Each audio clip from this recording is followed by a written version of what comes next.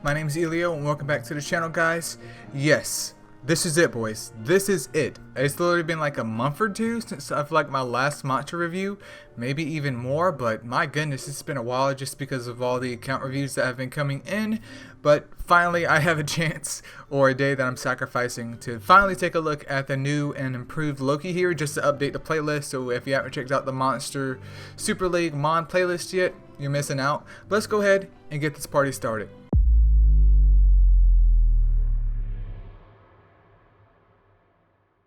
Alright boys, so we're starting off here with Dark Loki because I wanted to start off with the Dark Mons and work my way backwards versus going with the RGB, just to change things up a little bit. But obviously this video will replace the old Loki video because it's no longer valid. But anyways, Dark Loki is a tank type. He's coming in with 38k HP, 2.2k attack, and then 2.4k defense. He's a light dark nat 4. HP is fine. Attack and defense are pretty average. There's nothing spectacular here, but do keep in mind that the Lokis do have a super evolution, so he does get a decent buff, which I believe is like 10% to all of his stats. So it'll make him a little bit more meaty, which definitely what he needs. But anyways, he comes in with Seal, 80% chance for 3 turns for his 3-star skill, then 80% chance for 2 turns for his 5-star skill. The main selling point of Seal, though, is just being able to make sure that Mons can't get their passive skills off, which can also help with you stalling or preventing damage from your team. But what sucks about Seal, though, is that, I mean, not only can it be resisted, but in terms of long-term PvP tactics, I don't really find it super duper useful. I mean, this is purely just a PvP defense mon. I wouldn't use him to attack with, just because there's not any damage to be had with him. Even though he's a dark type, his base attack is just super low, and Seal in itself is a crowd control move, and it doesn't really support any damage out of it. So it's honestly just a bit lackluster. Like, even with skill books, so he gets a 20% damage to both of his seals, and his seal goes up to 100% chance for 3 turns and then 90% chance for 2 turns. It's still not that great in my opinion, because obviously you can see that I have one and I've used him, but it's just like, I really wish they would have given him something different other than double seal, because very few mons out there are very useful with Seal, and at least in my opinion, Dark Loki is not, but I could be wrong. Let's go ahead and check out Light, though. Alright, next up is Light Loki, who is a defender type, coming in with 30k HP, 2.4k attack, and then 3.2k defense. Stats, once again, defender, he has more like almost a wannabe balanced build right there. I mean, his defense stat is obviously higher, but overall, decent buff to him. He went from balance to defender, if I recall, or maybe something else. And he used to have attack down and defense down, or it was swapped, but he was like Titans Mon for sure. I mean, that's where I use my Light Loki at.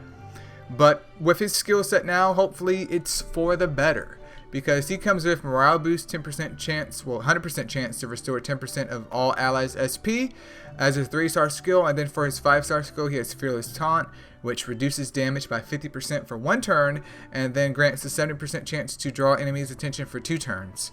Very interesting change from the attack down and defense down, because he was kind of niche already, but now he should in theory have a lot more usage out there on the PvP field as a defense mon, because you have to worry about him doing some SP regeneration for the entire squad, and also if you just ignore him, he might be able to get his 5-star skill off within a couple of turns max, I would assume. Maybe 2 or 3 turns depending on RNG. Maybe 2 turns, but I definitely feel like that is a lot better what they're doing here. And of course you could always put him on like a pugilist set, because he does have morale boost, meaning he should be getting his 5-star skill off fairly soon. So it was definitely a buff in my opinion, and they've switched him from more of a PvE Titans niche mon to more actuality being able to be used in PvP. I'm getting confused with my words here, but definitely usable in PvP. I just need to fix the gems on mine, and I would love to get him out there just to see what he can do. And of course, with the super evolution, he does get a nice buff, which is nice. And then his morale boost goes up to 15% with 20% damage increase, and then Fearless Taunt goes up to 60%. Is it 60% or is it 80? I think it's 80% to draw attention. I don't think the 50% increases at all, but 80% to draw attention versus the 70%. And of course there's a damage boost there, but his 2.4k attack stat isn't anything to scoff at either. But I mean, you get more damage. What more could you want? Next up though, we have Wood Loki, who's a defender type as well. He's coming in with 30.6k HP, 2.4k attack, and then 3.4k defense. For whatever reason, the regular Nat 4 has slightly better stats than the light and dark Nat 5s. I know there's super evolution, but his stats are still naturally higher than light Loki's. Weird, champ. Very, very weird, but I don't make the rules, boys. I just do the videos. But let's take a look at his skills real quick. So morale boost, 100% chance to restore 40% of own SP when attacking, and then defense aggression. Now, this update to me is extremely weird. Like, they buffed his stats up, but I don't understand this skill setup, because not only are Woodmons kind of not the meta anymore, not saying that if you're playing yourself by using a Woodmon, but this is a bit weird because he has a decent SP gain to go into his 5-star aggression skill, so he's a defense aggressor, but he's not even light or dark, so there's no beneficial damage from giving him like a crit rate gem. And then it's defense aggression, morale boost into defense aggression. That's the only thing I could think of, is maybe throwing a pugilist set on him because he's going to be getting his 5-star skill off fast. But why would you invest in this Woodmon when you could just use others instead? I don't really understand this skill set. I mean, I would prefer that light Loki have this 40% morale boost and they give him the 10%. I would definitely prefer that, but this to me seems bizarre. Let's take a look at his skill books though. So his morale boost goes up to 50% and gets a 20% damage increase, while his defense aggression gets a 25% damage increase. Once again, weird, because defense aggressors, RGB at that, really lackluster in my opinion, and not really worth the investment. But he has morale boost now. To any of the boys out there repping your Wood Loki, could you please explain to me and the rest of the guys checking out the videos what's going on here, or why or where you would use him at? Because I mean, he wasn't useful before, but even now it's like maybe I'm just not seeing things from a different angle. Maybe you guys have a better idea, but he's just weird to me, but it is what it is. Next up though is Water Loki, who is an attacker type. Now he just got a buff and that's pretty much it. He was honestly the only Loki that wasn't trash to start off with. But anyways, his stats are, he's sitting at 30.5k HP, 3.3k attack, near 3.4k, and then 2.1k defense. So very, very glassy boy, but the damage is pretty nice for a not easily obtainable, but for an obtainable Nat 4. Now he is kind of shadowed because he suffers the same issue as Water Valk, where the game has just given us an overabundance of Nat 3s or just Nat 5s in general that do really, really good damage in their water types already. So if you're investing in him, maybe you like him, or maybe you just didn't have the other mons. But in my opinion, even though he is the best out of the bunch, especially skill wise before the update, he's still not my super duper favorite because we just have an excess of water mons that already do the exact same job. But let's take a look at his skills real quick. Hunter, 50%, and then Predator, 40%. Predator before was 30%, so he got a 10% increase to his Predator. But he fits in the Eilio's version of what a nuker is. His job is purely for nuking. That's what he do. That's all that he does. That's pretty much it. I mean, that's it. So his Hunter gets a 20% damage boost, while his Predator goes to 50% and also gets a 25% damage boost, which is pretty meaty. 25% Predator and it gets bumped up to 50%. I'm okay with that. That's not bad at all. In terms of uses though, obviously you can use him anywhere you need a nuker at. If you want to run him in B8, which you can just build water monas, that's up to you. If you want to use him in other content because you don't really have any other strong nukers, once again, up to you. Would it be a waste to super evolve this one? Absolutely not, especially if you use him every day. I personally just haven't found a big use for him, But obviously my account is different from yours, and there's nothing wrong with you liking Loki. Nothing wrong with that at all. Alright, last and least is Fire Loki, who is a balanced type. He's coming in with 34k HP, 2.2k attack, and then 2.2k defense. Balanced type, as it says, HP is kind of high, and attack and defense is kind of low, but he does have the super evolution, just like all the others, to help bump his stats up. But his stats are pretty average. I mean, yeah, they're pretty average. There's nothing spectacular about them. There's nothing amazing about them. They're just average. But he comes in with double sap, so 80% chance to inflict two types. Wait.